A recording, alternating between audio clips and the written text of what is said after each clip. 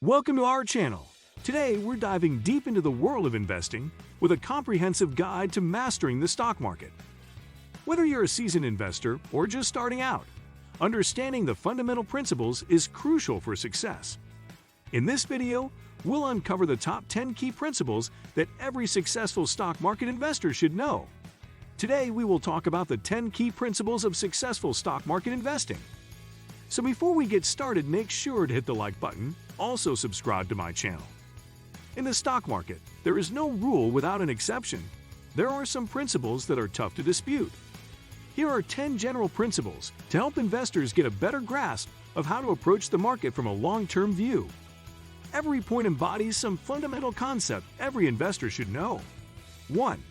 Ride the winners, not the losers. Time and time again, investors take profits by selling their appreciated investments, but they hold on to stocks that have declined in the hope of a rebound. If an investor doesn't know when it's time to let go of hopeless stocks, he or she can, in the worst-case scenario, see the stock sink to the point where it is almost worthless. Of course, the idea of holding on to high-quality investments while selling the poor ones is great in theory, but hard to put into practice. The following information might help. Riding a winner. The theory is that much of your overall success will be due to a small number of stocks in your portfolio that return big. If you have a personal policy to sell after a stock has increased by a certain multiple, say 3 for instance, you may never fully ride out a winner. No one in the history of investing with a sell after I have tripled my money mentality has ever had a 10-bagger. Selling a loser, there is no guarantee that a stock will bounce back after a decline. While it's important not to underestimate good stocks, it's equally important to be realistic about investments that are performing badly. Recognizing your losers is hard because it's also an acknowledgement of your mistake. In both cases, the point is to judge companies on their merits according to your research. In each situation, you still have to decide whether a price justifies future potential. Just remember not to let your fears limit your returns or inflate your losses. 2. Avoid chasing hot tips. Whether the tip comes from your brother, your cousin, your neighbor, or even your broker, you shouldn't accept it as law. When you make an investment, it's important you know the reasons for doing so.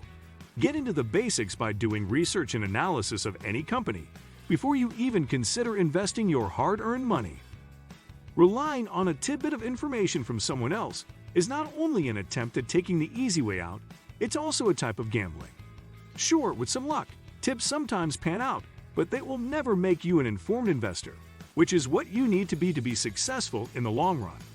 Find out what you should pay attention to and what you should ignore.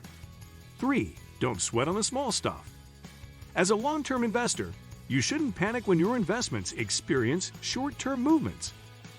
When tracking the activities of your investments, you should look at the big picture. Remember to be confident in the quality of your investments rather than nervous about the inevitable volatility of the short term. Also, don't overemphasize the few bucks difference you might save from using a limit versus market order.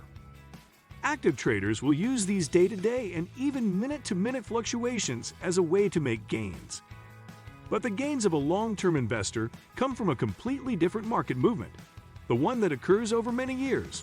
So keep your focus on developing your overall investment philosophy by educating yourself. 4. Don't overemphasize the P/E ratio. Investors often place too much importance on the price-earnings ratio, P/E ratio, because it is one key tool among many. Using only this ratio to make buy or sell decisions is dangerous and ill-advised. The P/E ratio must be interpreted within a context, and it should be used in conjunction with other analytical processes. So a low P/E ratio doesn't necessarily mean a security is undervalued, nor does a high P/E ratio necessarily mean a company is overvalued. 5. Resist the lure of penny stocks. A common misconception is that there is less to lose in buying a low-price stock. But whether you buy OR's 5 stock that plunges to OR's 0 or OR's 75 stock that does the same, either way you've lost 100% of your initial investment. A lousy OR's 5 company has just as much downside risk as a lousy OR's 75 company. In fact, A penny stock is probably riskier than a company with a higher share price, which would have more regulations placed on it. 6. Pick a strategy and stick with it. Different people use different methods to pick stocks and fulfill investing goals. There are many ways to be successful, and no one strategy is inherently better than any other.